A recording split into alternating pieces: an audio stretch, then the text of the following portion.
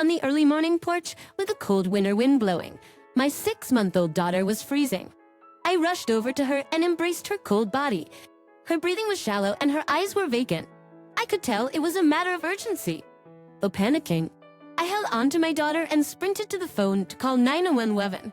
Whoever did this to my daughter, I will never forgive them. My name is Madison. I'm a 25-year-old stay-at-home mom. Mein husband! At den Retribution. John is a 26-year-old office worker.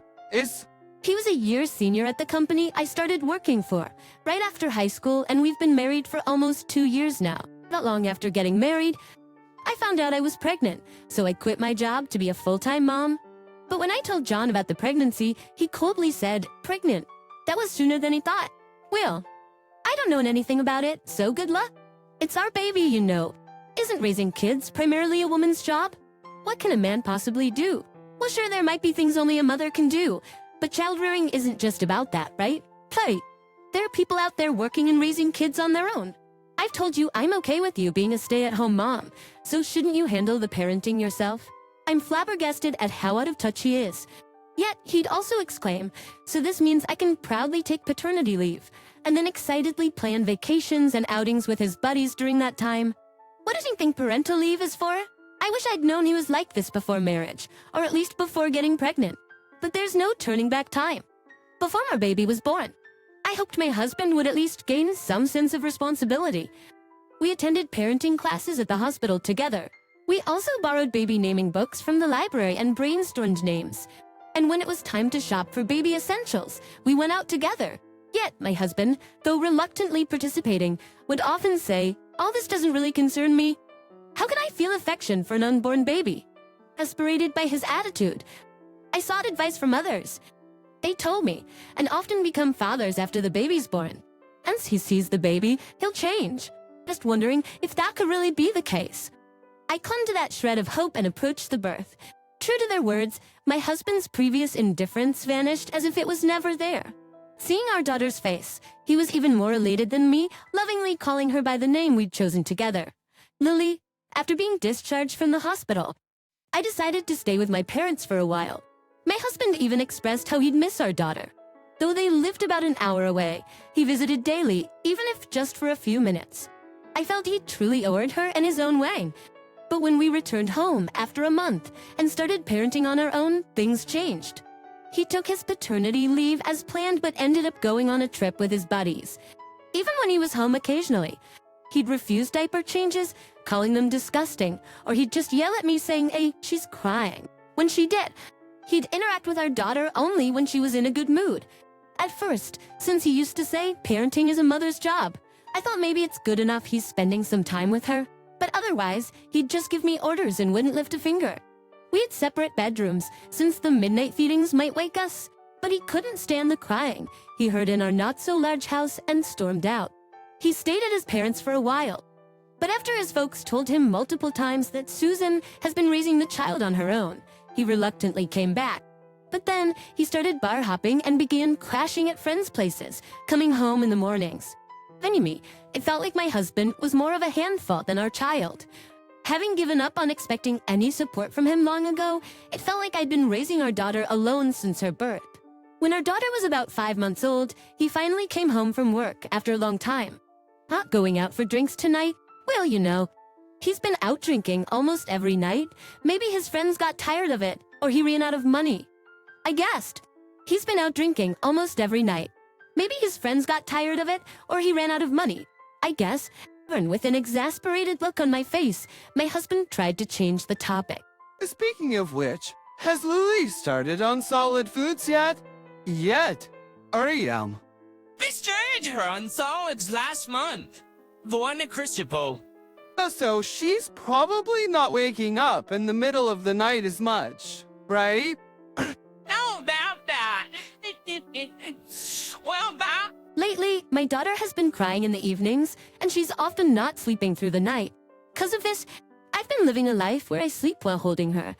I've tried various things like playing calming music or taking her outside when she cries at night, but her sleep disruptions seem to be getting worse each day. When my daughter starts crying at night, my husband comes out of the bedroom looking annoyed. Come on the rare night I'm home. Did I wake you? I'm home. Did I wake you? I'm sorry. Sorry doesn't cut it. Just when my daughter had calmed down, she started crying again, startled by the raised voice. I could tell my husband was getting even more frustrated. Oh, so noisy. Do something, you're her mother.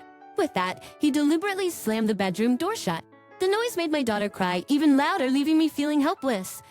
Maybe we should step outside for a bit, trying to change the mood. I spoke to her, and she tightly gripped my clothes with her little hand. I have to be strong. I'm her only mother. With that thought, I tried to keep from feeling defeated. However, after that day, my daughter's nighttime crying got worse. She'd wake up crying every hour on the hour. Although my husband started coming home every day, he was constantly on edge. Maybe sensing the tension, my daughter never seemed to settle down. After a month of living like this, it seemed my husband had reached his breaking point. Go already! Aunt? But saying that won't, just make her stop crying. I can't get any sleep because she cries without considering the time. It must be tough for my husband since he has a day job. As I was thinking that, he came home in a surprisingly good mood, mentioning he visited a psychiatrist that day. They scrick some meds, so I should be able to sleep better now. Pnasher splasher. That's good to hear. It's good to hear. Alpha show. I need the meds today. I need the meds to sleep, but you should be careful too. Okay. If you know a way, I wish you'd share it. Our daughter cried throughout the night again. The next morning, my husband woke up clearly frustrated. Seems like the prescribed meds didn't help him sleep much. It's because of her. He glared resentfully at our daughter sleeping in my arms and then left for work. I was troubled by our daughter's nightly crying too, but she's just a baby who can only communicate by crying.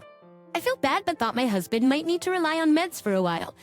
I kept searching for different ways to soothe their nighttime tears.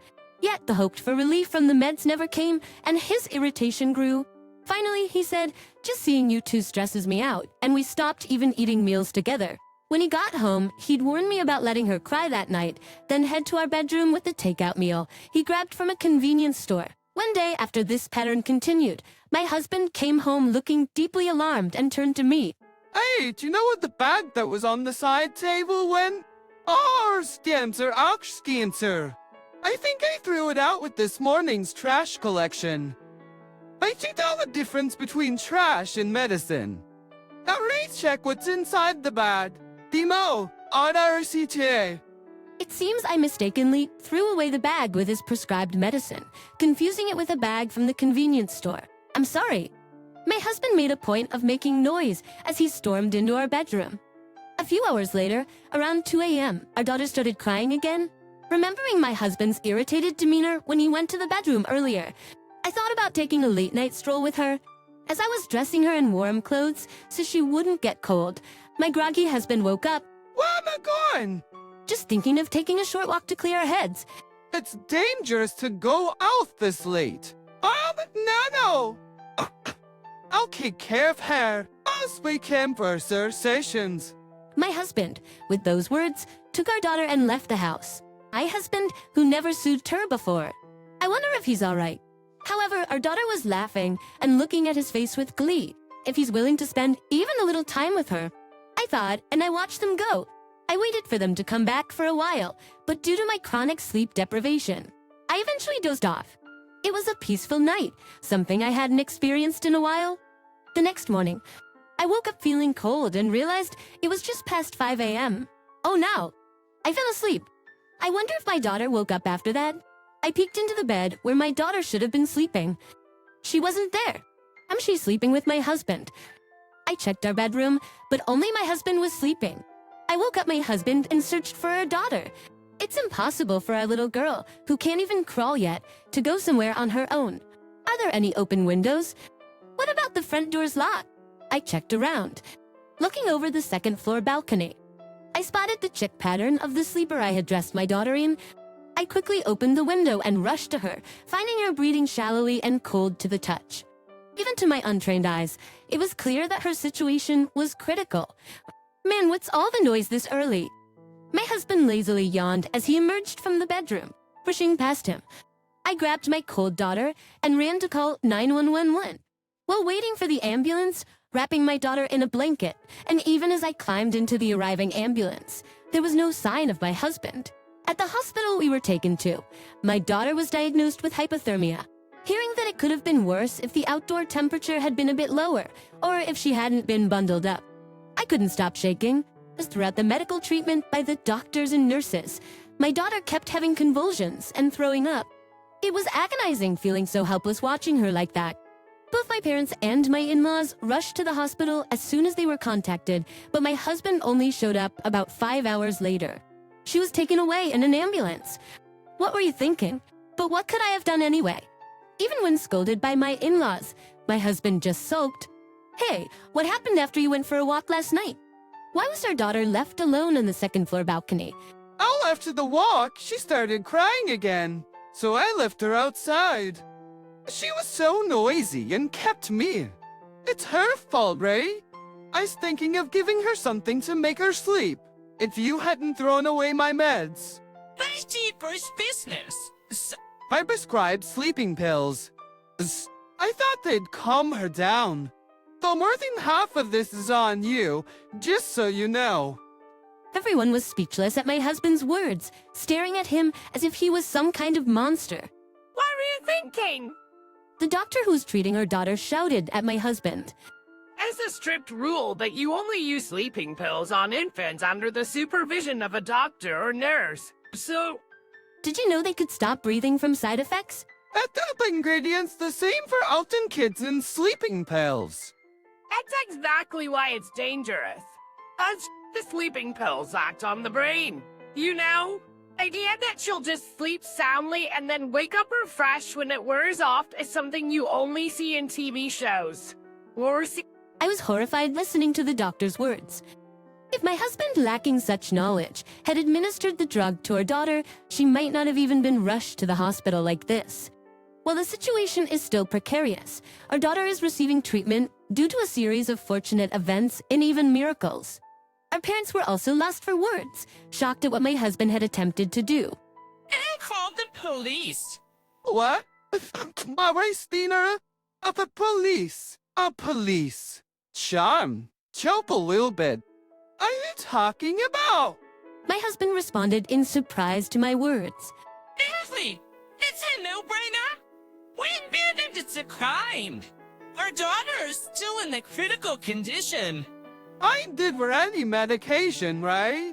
I'm to say you're ill.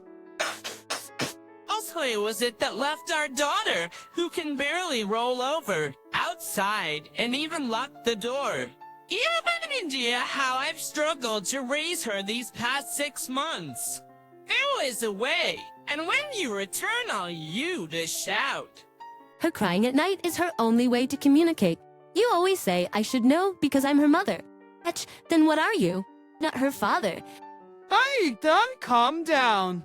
I know it's been hard for you dealing with her crying at night. Don't joke with me. You are a father to Lily. Don't joke with me. You're no longer a father to Lily. Be better off without a dad like you. I might as well have been raising her alone from the start. We're getting divorced. Day out of our lives. Afterward, the hospital reported the incident to the Police and Child Protective Services.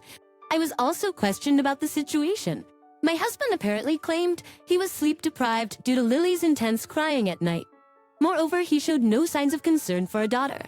I realized that from the start.